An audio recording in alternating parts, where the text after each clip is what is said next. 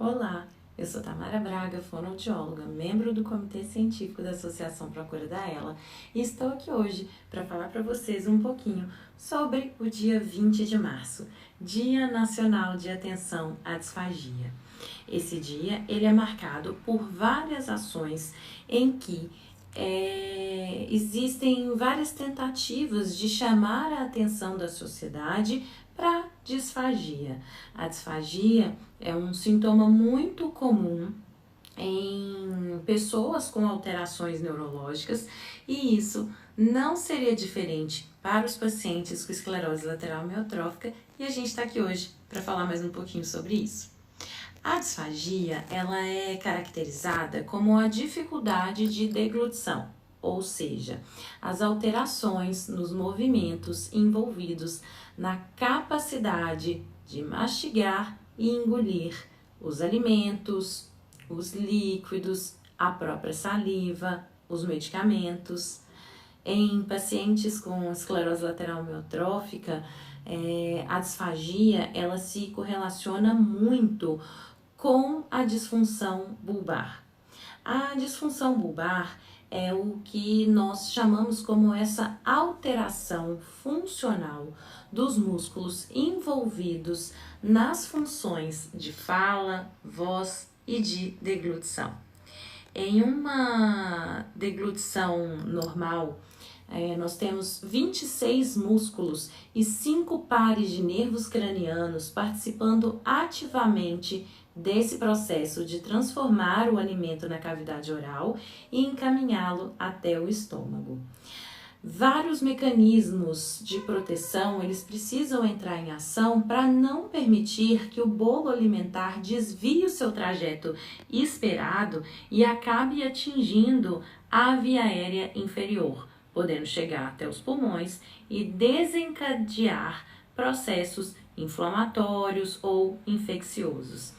Essa é, na verdade, uma das nossas maiores preocupações, as complicações respiratórias. A disfagia, ela é então um problema sério, porque ela está muito relacionada a quadros de desnutrição, desidratação e até mesmo, como eu citei, de complicações respiratórias. E esses são quadros aos quais nós tentamos evitar ao máximo, porque realmente as complicações respiratórias por broncoaspiração são muito prevalentes em pacientes com ela. Existe outra complicação que ela está muito relacionada à questão social. Alguns pacientes podem se isolar também, porque eles podem experimentar sensações de desconforto ao comer, a beber, até mesmo medo, e isso pode influenciar e muito, principalmente quando as pessoas vão comer em locais públicos, confraternizando com outras pessoas. A literatura, ela já indica que pacientes com disfagia estão muito mais propensos a quadros de depressão. Por isso, é tão importante que uma equipe multidisciplinar capacitada esteja envolvida nos cuidados relacionados à segurança e à eficiência da deglutição. Fonoaudiólogos, médicos, nutricionistas, fisioterapeutas e psicólogos, eles precisam intervir para amenizar o impacto da disfagia em pacientes com esclerose lateral amiotrófica, especialmente. Ela tem uma questão muito importante da disfagia, porque a disfagia ela está relacionada ao próprio mecanismo patológico da esclerose lateral amiotrófica, ou seja, o acometimento dos músculos envolvidos na função bulbar, cervical e respiratória pode fazer com que cerca de 85% dos pacientes com ela apresentem disfagia em algum momento do curso natural da doença. Ou seja, pode ser um sintoma tardio naqueles indivíduos que apresentam ela apendicular, mas pode ser um dos sintomas iniciais nos pacientes que apresentam ela bulbar. As dificuldades de engolir, elas podem se manifestar e acometer qualquer uma das 5 fases da deglutição. Mas eu vou salientar para vocês aqui alguns pontos que são queixas comuns entre os pacientes. Então, em relação à fase preparatória da deglutição, as maiores queixas dos pacientes estão relacionados à perda da força e da amplitude de movimento da língua.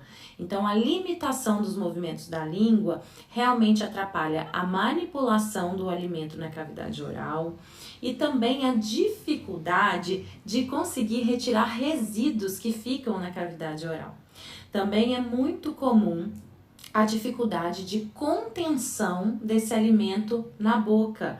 Então, o paciente ele pode se queixar de que ele ainda está mastigando, ele ainda está processando esse alimento na cavidade oral e ele começa a escapar. Isso está muito relacionado à função da língua também.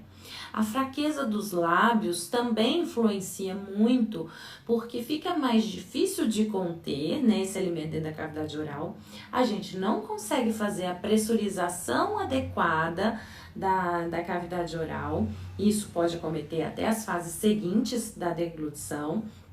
E também a questão das perdas, né? Você pode acabar deixando escapar alimento pelas comissuras labiais ou até mesmo a perda, né? Esse escape extraoral também pode ser uma realidade, porque você não consegue manter o alimento parado na boca. E aí viriam, né, as dificuldades também relacionadas à fase oral e à fase faríngea. O que seria, né, dificuldades relacionadas à fase oral e à fase faríngea? São dificuldades muito comuns nos pacientes com esclerose lateral amiotrófica. Então, pacientes têm essa queixa muito frequente. Então, a dificuldade de você empurrar o alimento da cavidade oral para a faríngea, ou seja, fazer com que o alimento se desloque da boca em direção da garganta, é uma das grandes queixas, porque está relacionado também à fraqueza da língua e essa despressurização da cavidade oral, e uma das consequências pode ser também a sensação de alimento parado na garganta. Os sintomas que mais indicam alterações nessa fase da deglutição também são as tosses e os engasgos. Então, não podemos considerar que tosses e que engasgos sejam alterações comuns na esclerose lateral amiotrófica. Você não pode considerar que tossir e engasgar toda vez que você vai deglutir, toda vez que você vai engolir, seja alimento, seja líquido, seja um medicamento, não considere isso normal. Isso é um sinal bem preocupante que demonstra uma incapacidade em proteger a via aérea e um risco aumentado para a aspiração laringotraqueal. Principalmente porque a fraqueza muscular respiratória, ela indica também uma dificuldade em manter essa proteção da via aérea, no sentido de que a tosse pode não ser eficaz. Então, tossir pode não ser o suficiente para manter a sua via aérea inferior, os seus pulmões protegidos. Então, prestem bastante atenção nas queixas relacionadas a tosses e engasgos. É muito importante que nós tenhamos também orientações de fisioterapeutas com as medidas que podem incrementar a eficiência dessa tosse. Então, paciente, familiares, profissionais, então fonoaudiólogos, todos precisamos estar muito familiarizados com o uso do ambu, da máquina de tosse, ou seja, de todos os mecanismos, sejam eles manuais ou mecânicos, para você aumentar a eficiência da tosse. Não é incomum nós termos nos pacientes com ela algumas queixas também relacionadas à fase esofágica. Então, alguns pacientes se queixam de alimentos parados na região do pescoço, então é uma sensação mais baixa, e também uma sensação de alimento voltando da garganta para a boca. Uma parcela dos pacientes pode conseguir apresentar por bastante tempo uma deglutição adaptada e ter uma manutenção da função. Contudo, com a piora do quadro respiratório, desenvolverem uma maior dificuldade na função da deglutição. Então, existe também as alterações da deglutição relacionadas à piora do quadro ventilatório. Em todas as situações, em todos esses pontos que eu comentei, o fonoaudiólogo ele é um dos profissionais mais envolvidos nesse processo. Por isso, é preciso reforçar a importância desse acompanhamento especializado para todo paciente com esclerose lateral amiotrófica. O fonoaudiólogo é o profissional capacitado para avaliar, diagnosticar e fazer as propostas terapêuticas nos casos de disfagia. O fonoaudiólogo ele também pode vir a solicitar o encaminhamento para exames complementares, o que a gente chama de exames instrumentais da deglutição. Para que o paciente vai fazer esse encaminhamento? Com a intenção de implementar o diagnóstico da disfagia, de entender melhor quais são as alterações que estão contribuindo para a dificuldade de deglutição dos pacientes. Por isso, nesse Dia Nacional de Atenção à Disfagia, a Procura da ELA vem reforçar a importância de não se ignorar os sintomas de disfagia, não se ignorar qualquer dificuldade na deglutição, assim como as alterações nutricionais oriundas da disfagia. É super importante também reforçar que precisamos de equipes capacitadas em esclerose lateral amiotrófica para participar do manejo e evitar maiores complicações.